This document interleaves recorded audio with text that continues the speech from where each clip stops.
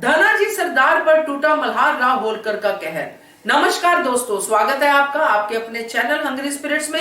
Hungry spirits देख रहे सारे दर्शकों का मैं अंजू शर्मा दिल से स्वागत करती हूं। तो दोस्तों, धनाजी सरदार जो बिल्कुल रिलैक्स मोड में थे कि अब मैंने सारा मामला संभाल लिया है, किसानों पे जो कहर हुआ है, उनकी जो हत्या हुई है, अब वो मामला ठप कर दिया है मैंने, अब वो सामने नहीं आएगा। मैं आराम से जाता हूं दरबार में और वहां जाके मैं बिल्कुल आगे होके बताऊंगा कि बहुत बुरा हुआ है, ऐसा नहीं होना चाहिए। मगर दरबार से पहले ही जिस कक्ष में बहुत सारी डिस्कशंस होती है, उसी कक्ष में बात हो रही है और गंगूबा कहते हैं कि ये कुछ घर के बेदी का ही काम है। यहाँ पे धनाजी सरदार की एंट्री और फिर उनकी जो बातें हैं वो, चलिए बातें करते हैं हम भी, क्योंकि ये बात करना तो बहुत जरूरी है। मगर पहले वो सिफारिश, वो गुजारिश करना भी जरूरी है कि जिन्होंने अभी तक चैनल को सब्सक्राइब नहीं किया है कृपया कर लीजिए। साथ में दोस्तों बेल आइकन दबाइएगा ताकि आपको हमारे वीडियोस के नोटिफिकेशन मिलते रहें। तो धनाजी सरदार बहुत ही आम तरीके से आते हैं जैसे कि कुछ हुआ ही नहीं है।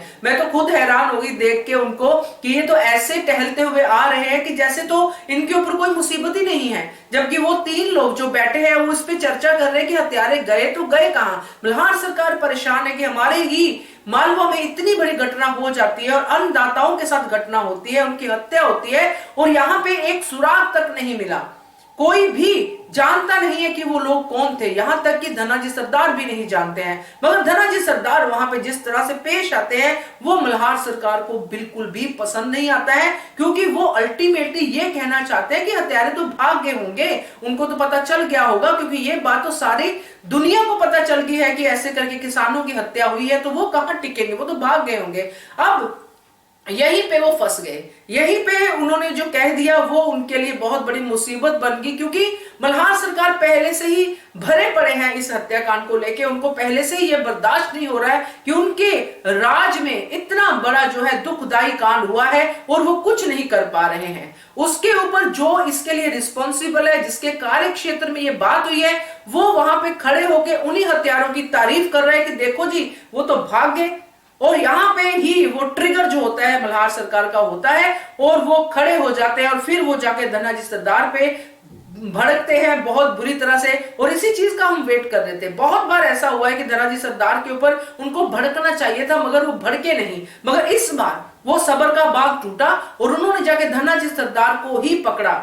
वही पकड़ा, गिरेबान से प्रैक्टिकली तो नहीं पकड़ा, मगर वो गिरेबान से पकड़ना ही होता है कि आपको अब मैं 10 दिन का अल्टीमेटम देता हूं, या तो वो हत्यारे सामने होने चाहिए, नहीं तो आप ही रिस्पॉन्सिबल हो इस हत्याकांड के।